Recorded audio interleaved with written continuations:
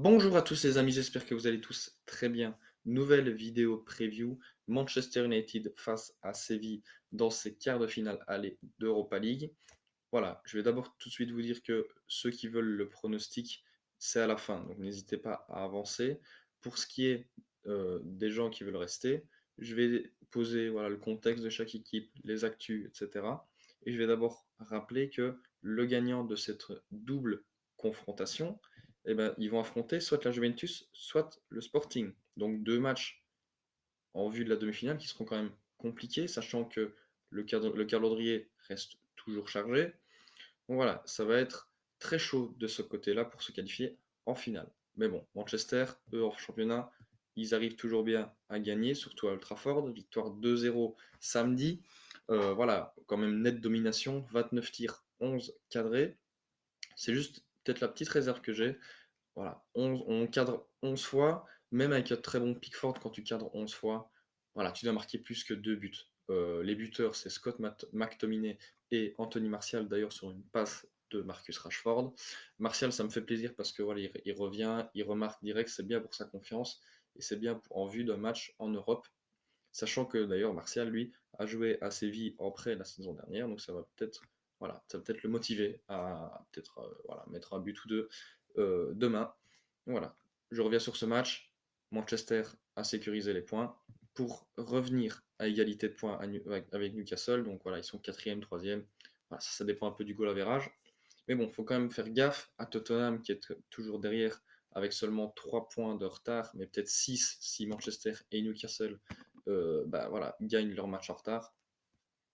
Mais bon, l'objectif de Manchester en championnat, c'est de rester dans le top 4 pour se qualifier en Ligue des Champions la saison prochaine. En Europe, bah Manchester, ça roule plutôt pas mal, hein, ils ont éliminé le Betis en huitième, cumul des scores 5-1 avec une victoire à Old Trafford 4-1, avec notamment un très beau but d'Anthony, petit enroulé, et encore une fois à l'extérieur, Rashford, quand on a gagné 0-1, avec une très belle frappe pardon, des 25 mètres. Je parle de Rashford, malheureusement, il s'est blessé face à Everton le week-end, il ne pourra pas jouer ce match. Enfin, ça dépend parce qu'apparemment, au vu de ces scanners, il pourrait peut-être jouer demain, mais la direction va peut-être lui dire de ne pas jouer demain, ce match aller, mais pour justement être prêt à 100% pour ce match retour. Et c'est peut-être, je pense, la bonne décision, pardon, comme on dit, un mal pour un bien, parce qu'en plus, il n'y a pas que ce match, il y a aussi encore le calendrier, encore 8 matchs enfin, non, 9 matchs de première ligue, et on a encore une demi-finale de coupe. Donc moi, je préfère qu'ils se reposent une bonne semaine, qu'ils soient en forme la semaine prochaine, et voilà, pour cette fin de saison, que qu'ils risquent voilà, demain de se reblesser, d'aggraver sa blessure, etc. Donc je pense que demain, il ne sera pas là. Comme également Luke Shaw, Donny Van de Beek, Tom Heaton et Alejandro Garnacho qui s'est blessé lui il y a un petit moment, mais voilà, c'est fin de saison pour lui, il ne reviendra plus cette saison. C'est pour ça que la compo, elle ressemblera grosso modo à ça, avec De Gea dans les buts, toujours aussi impérial, Varane, Martinez en centrale, défenseur droit, bah voilà, Wan-Bissaka ou alors Dalot, ça va dépendre. À gauche, Malacia, lui, cette fois-ci, n'a pas de concurrence parce que, comme je l'ai dit juste avant, Luke Shaw est blessé. McTominay ou alors peut-être Fred ou encore Sabitzer. À mon avis, Casemiro, lui, ce sera sûr qu'il sera titulaire en 6.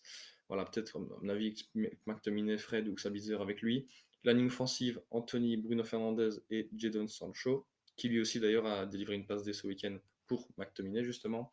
Et Anthony Martial en 9 ou alors Weghorst, mais j'espère que ce sera plus Martial parce que j'ai plus de confiance en Martial qu'en Weghorst. Du côté de Séville, bah voilà, ce week-end, eux, ils sont pas rassurés, contrairement à Manchester.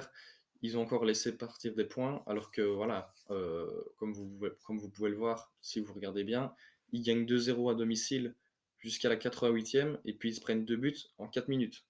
Voilà, Séville en championnat, c'est vraiment pas dingue du tout. Ils sont 13e du championnat de Liga. Je pense pas qu'ils aient été aussi bas à ce moment-là de l'année. Ils sont à 13 points des places européennes. Voilà, normalement, Séville convoitise ces places-là. Et là, bah, voilà, on les retrouve quand même dans le bas de classement. Ils sont pas loin non plus de la zone relégable, donc quand même, il faut faire attention. Mais bon, un peu comme Chelsea, en Europe, ils assurent. Ils ont sorti le PSV qui est troisième de Eredivisie en 16e. Ils ont sorti maintenant Fenerbahçe en huitième qui est deuxième de Turquie.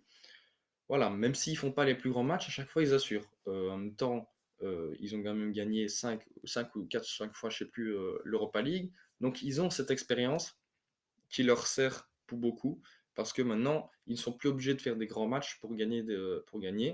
Et voilà, ça va peut-être leur servir encore une fois face à Manchester. Je ne l'espère pas, mais c'est fort probable. Et moi, c'est ce qui me fait peur justement avec cette équipe de Séville parce que voilà, on pourrait se dire, oh, ça va, c'est facile, ils sont 13e, etc. Mais en Europe, ça assure. Donc voilà, ça va être chaud. Même si Manchester a quand même fait qu'une bouchée pour le moment de toutes les équipes espagnoles qu'elle a affrontées, le Barça, le Betis, le Real Sociedad en groupe, etc.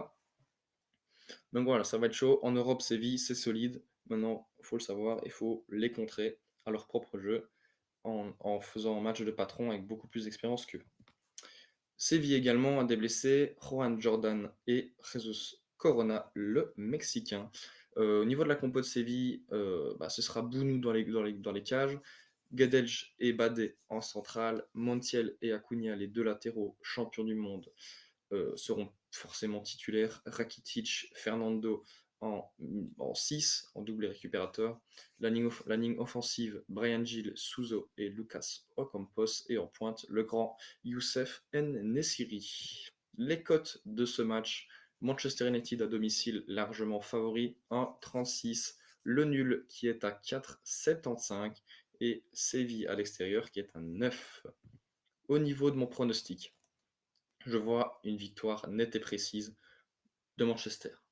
Attention, je n'ai pas dit que ça allait être un match facile, mais je pense que ça va être un match contrôlé du côté de Manchester, avec de temps en temps des petites offensives de Séville, mais je pense que voilà, la défense va faire le travail. Manchester, eux, vont faire le travail offensivement. Comme buteur, j'ai mis Martial parce que s'il est titulaire, il sera forcément dangereux. Il est en confiance. Voilà, j'espère qu'il va marquer. J'espère pour lui qu'il va marquer et même pour moi en tant que fan de Manchester. Et le deuxième buteur, j'ai mis Bruno Fernandes. J'ai rajouté la petite mention penalty parce que c'est lui qui les tire. Donc voilà, pourquoi pas. Sachant que Séville, ils font pas mal de fautes, ils prennent pas mal de cartons jaunes en moyenne en match, pas mal de cartons rouges également. Le week-end, ils en ont pris 2. Voilà, faut voir. Mais je pense que ça peut être un bon pronostic. En tout cas, la victoire de base est un bon pronostic. Moi, je rajoute un score 2-0. Voilà, ça peut totalement s'abaler, comme ça peut totalement faire un match nul. Mais moi, je pense quand même que Manchester va gagner sur ce score. Voilà, souvent, contre les équipes espagnoles, soit on encaisse, soit on marque, mais alors d'un petit peu. Par exemple, contre la Real Sociedad à l'extérieur, on gagne que 0-1. Encore une fois, contre le Betis, on gagne que 0-1. À domicile, ça part plus en sucette. Voilà, voilà, on a gagné 2-1 contre le Barça. Bon, là, oui, Betis, on a gagné 4-1, mais on marque quand même pas mal contre les équipes espagnoles en Europe, surtout à Old Trafford. Voilà, moi j'espère que la clean sheet sera là pour De Gea. Et voilà, au niveau de mon pronostic, j'espère que vous le partagerez. C'est déjà la fin de cette vidéo également. J'espère que, voilà, si vous l'avez aimé, n'hésitez pas à liker, à vous abonner. Voilà, moi je fais ça pour mon plaisir, mais bon, si je vois que vous aimez bien, c'est encore mieux pour moi. Je vous dis à très bientôt. Je vous souhaite de très bons matchs ce soir parce que oui, la Ligue des Champions continue avec Real Chelsea et Naples-Milan, le duel italien. Voilà, je vous dis à très bientôt. Ciao, ciao les gars.